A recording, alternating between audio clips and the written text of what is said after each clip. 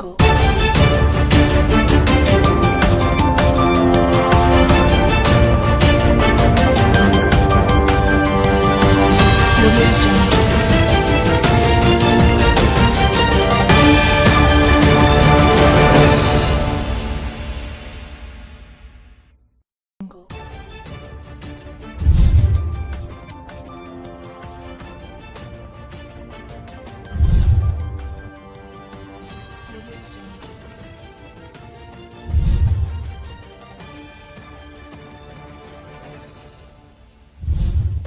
जी हम थोड़ा सा और आगे की तरफ बढ़ते हैं और जहाँ से लोगों को पूछते हैं कि इसके बारे में ये क्या कहना चाहते हैं, तो हम बात करते हैं। अपने टीचर हैं ये, और उसके बाद इधर कमेंटेटर भी हैं, इनसे बात करते हैं इसके बारे में कि ये क्या कहना चाहते हैं।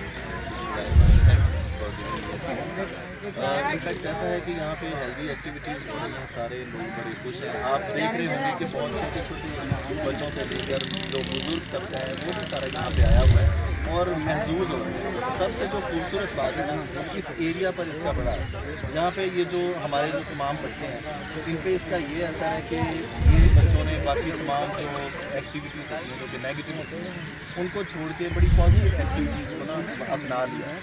और ये मैं सोचता हूँ कि बहुत ही खूबसूरत है।